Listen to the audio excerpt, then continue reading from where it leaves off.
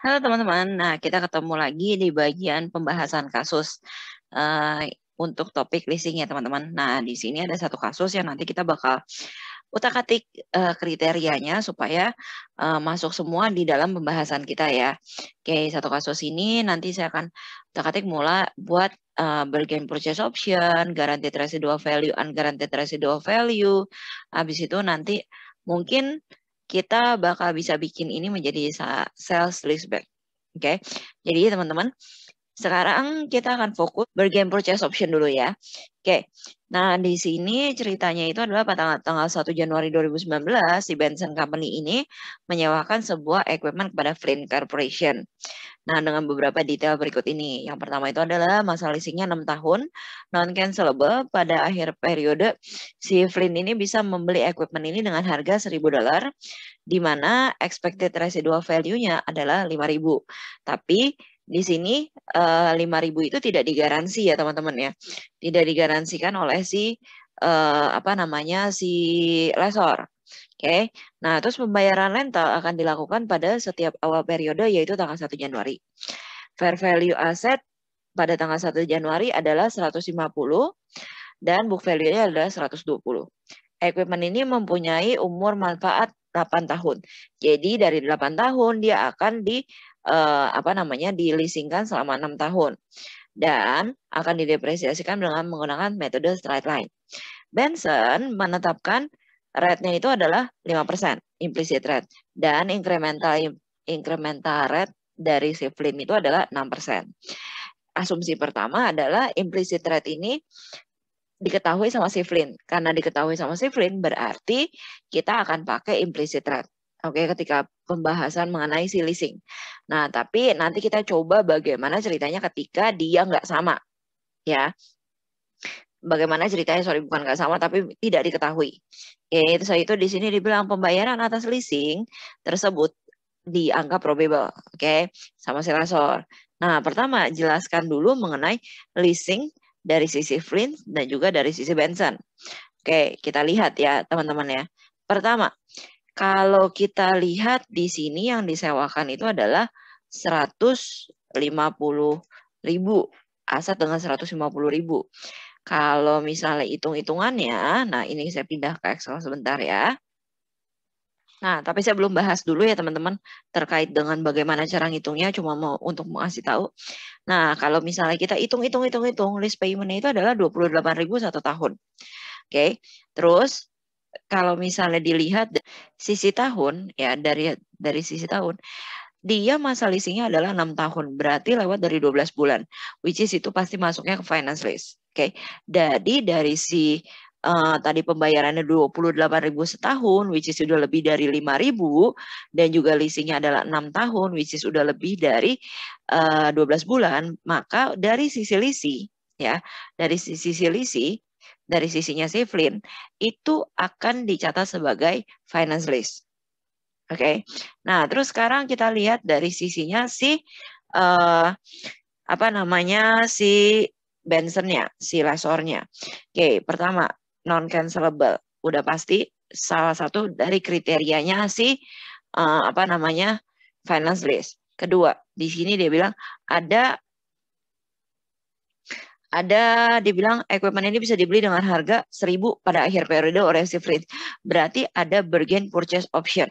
Ketika ada bargain purchase option dan non-cancelable, udah pasti teman-teman itu adalah finance lease. Belum lagi nanti ketika kita hitung 8 bagi 6 ini berapa persennya. Kalau di atas 75% berarti itu akan dianggap sebagai finance lease juga. Habis itu kalau misalnya kita ngitung dari present value-nya, kita lihat dari present value-nya apakah 90%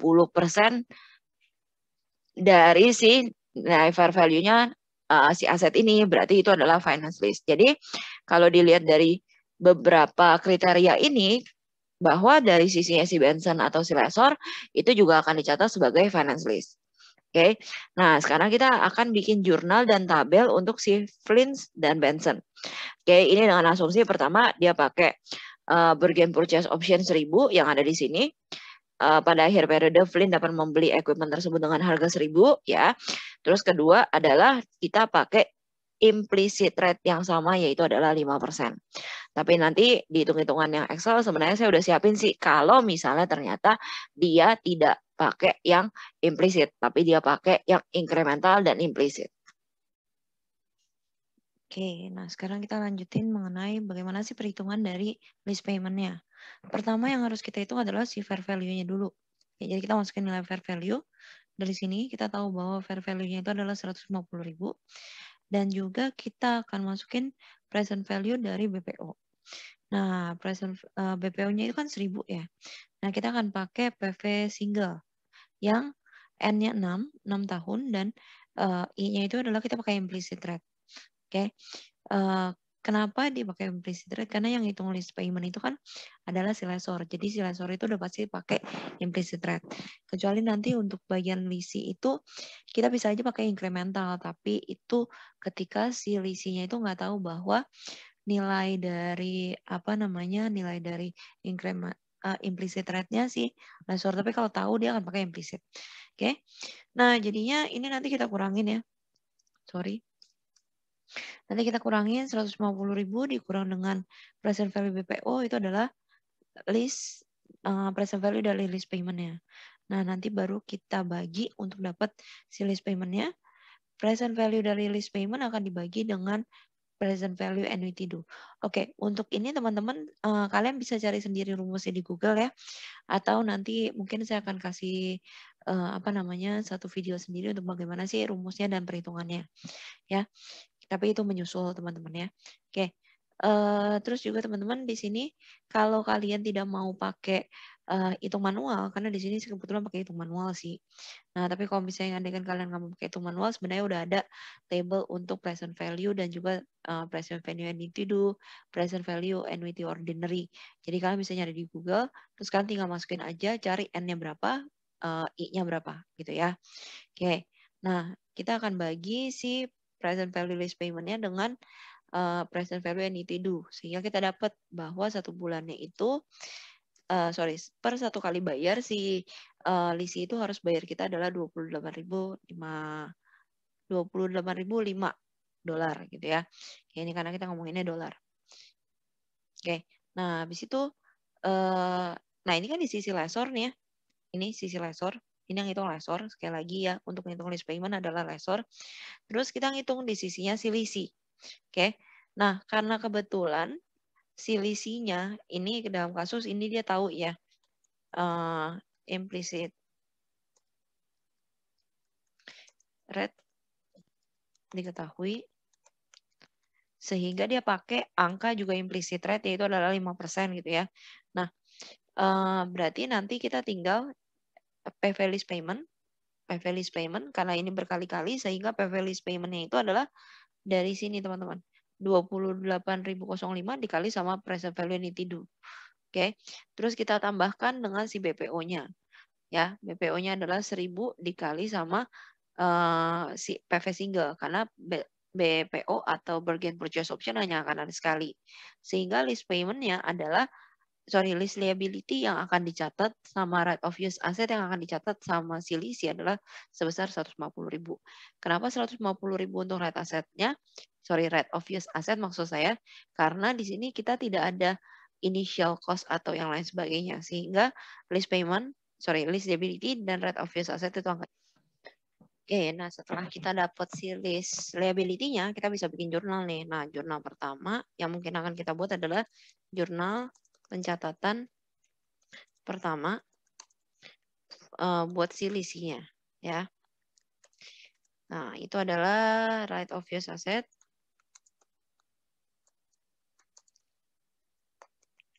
dan list liability. Sebesar 150.000 pastinya. Kenapa kita ngambil dari angka ini, list liability yang udah kita hitung ya. Ini juga sama angkanya. Oke. Nah, habis itu kita bisa bikin jurnal pencatatan pertama untuk si lessor.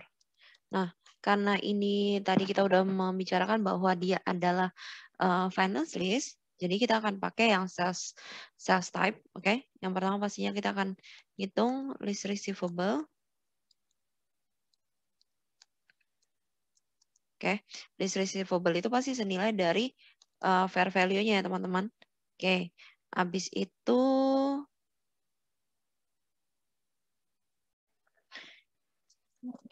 sales revenue 150.000. Nah, habis itu kan dibilangnya sebenarnya di sini nggak ada nggak ada nilai belinya berapa ya. Kita asumsikan si 120 itu sebagai cost-nya deh ya. Biar kita bisa menyelesaikan si sales respect ini. Oke.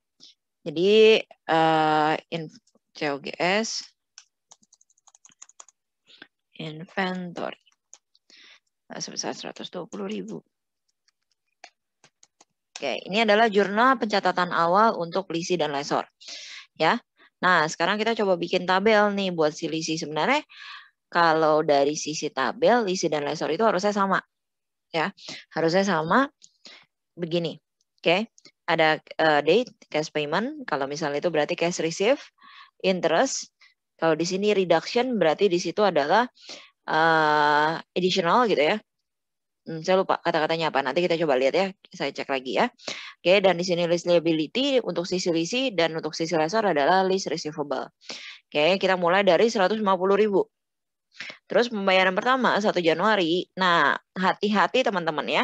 Kalau pembayarannya seperti ini di mana tanggalnya adalah sama atau annuity due, tanggal pertama tidak ada interest. Ya, 0.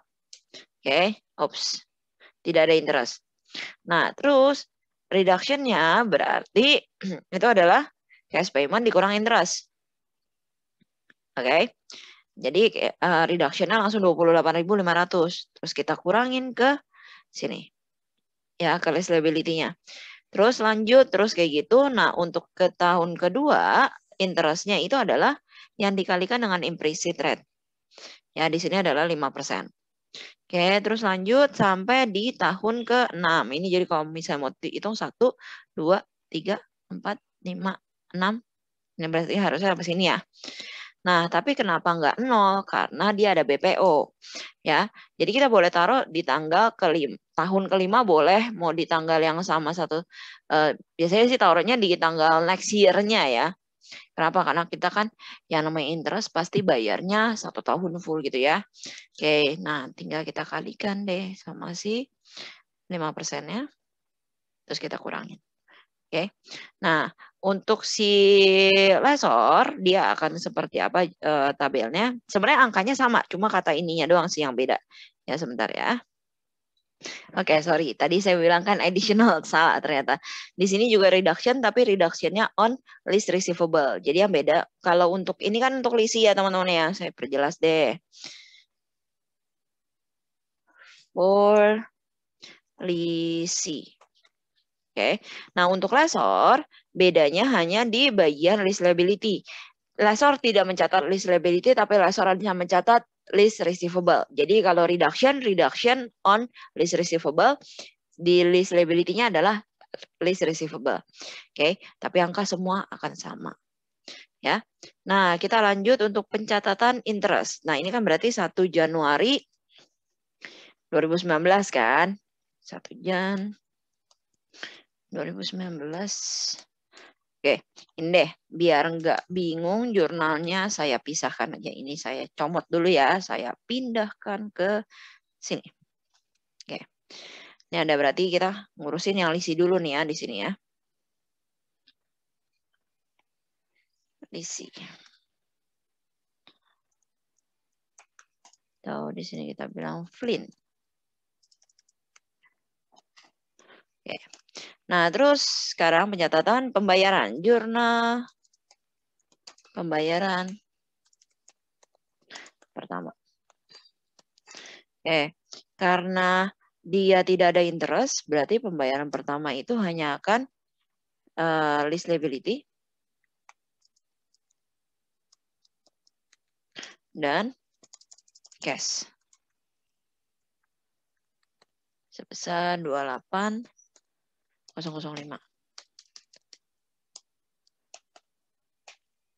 Oke. Copy. Oops.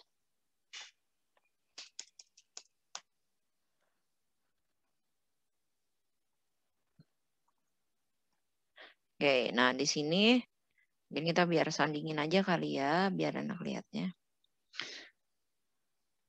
Oke.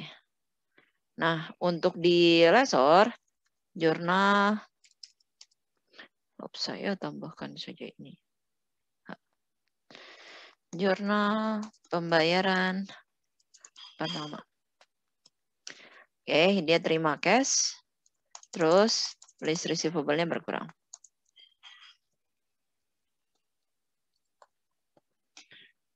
Ini sama angkanya. Ini udah main jurnal aja sih sebenarnya. Tanggal 31 Desember, jurnal accrued interest. Oke. Accrued interest berarti nanti akan ada interest expense, list liability.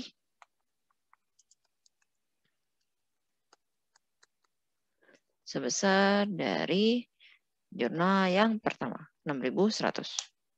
Oke. Nah, di sini jurnal pembayaran kedua. Oke, 1 Januari 2020 berarti ini ya. Berarti list liability.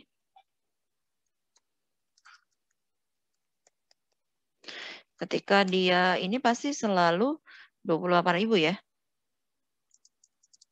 Pada cash. Interestnya nggak muncul lagi, gitu ya. Jadi anggapannya pokoknya dia mengurangi si list liability itu 28.000 aja tiap tahun. Oke. Nah, di sini untuk journal accrual, journal accrued interest adalah list receivable sama interest revenue.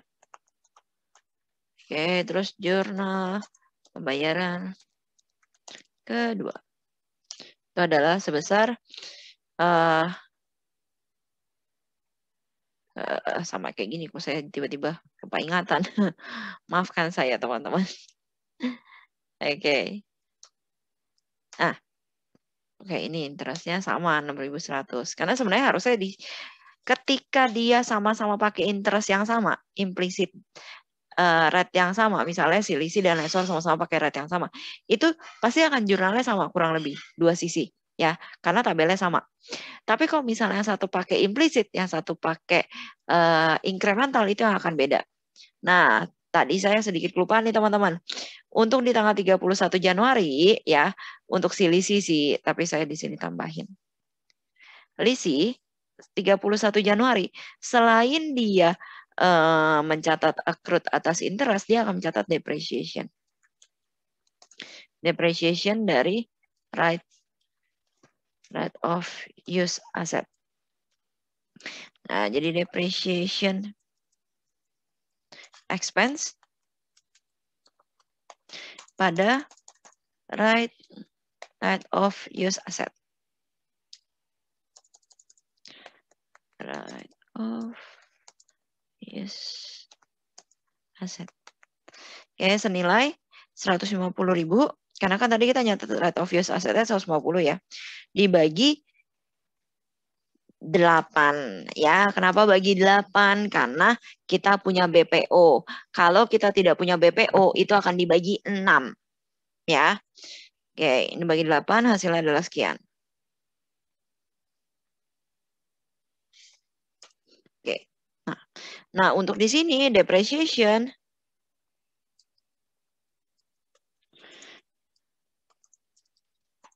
tuh no entry. Oke. Nah, kurang lebih kayak gini teman-teman sampai dengan nanti periode ke-6. Oke, sekarang kita loncat ke periode ke-6. Nah, sebelum itu ini masih yang kita pakai yang sama ya teman-teman ya. Oke. Oke, jadi kan gini teman-teman, kalau misalnya andaikan kita mau terusin nih ya pencatatannya, berarti si Lisi akan terus mencatat accrued interest sesuai dengan nilai interest di tabel, dan juga depreciation, dan juga list liability. Nah, asumsi nih ya, kita loncat ke jurnal untuk tanggal 1 Januari 2025. Di mana sebenarnya kontraknya udah habis gitu ya, tinggal BPO-nya doang.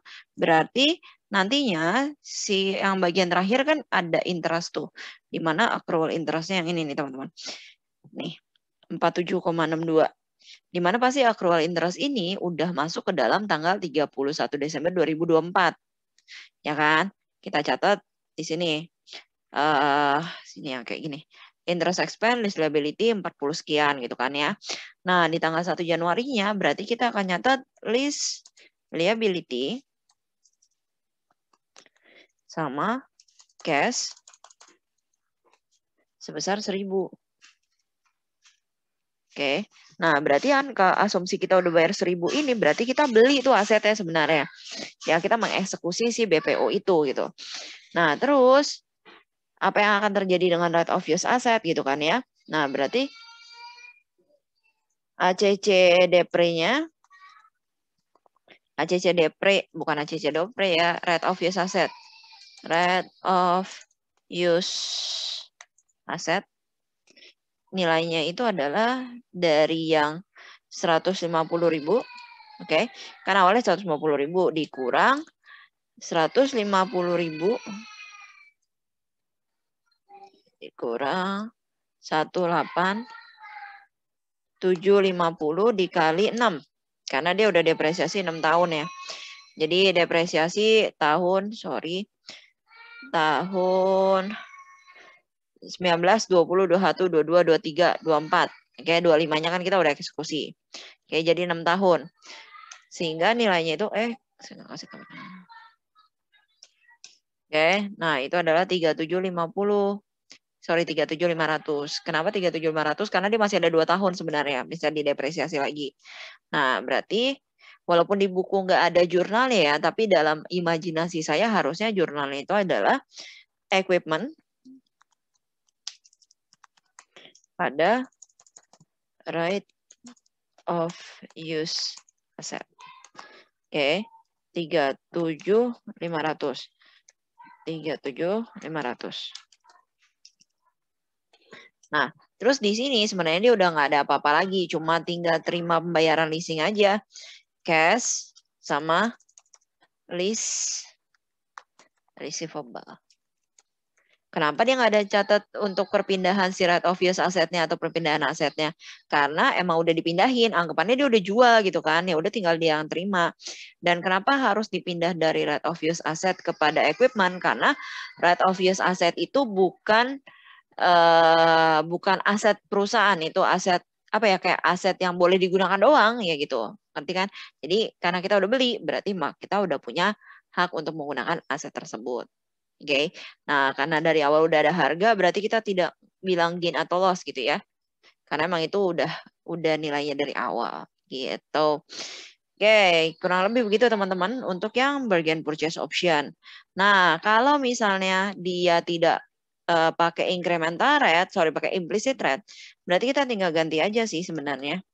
PV list payment, ini saya copy sini ya. Oke. Nah, habis itu tinggal list payment-nya 28.000, kita kali sama PV annuity due yang 6%. Terus sama BPO 1.000 dikali yang single. Oke, terus kita tinggal tambahkan saja. Nah, jadi 44667. Ya udah tinggal ganti aja di sini angkanya. Jadi di sini jadi angkanya sekian gitu ya. Oke. Oke, habis itu dan lain sebagainya. Terus nanti tabelnya pasti berubah gitu ya. Hanya itu doang sih kalau misalnya andaikan dia implicitnya tidak diketahui gitu ya. Oke. Berarti untuk yang BPO kurang lebih sampai di sini aja teman-teman. Ya, nanti kita lanjut untuk yang residual value and unguaranteed residual value. Oke. And thank you teman-teman. See you. Bye-bye.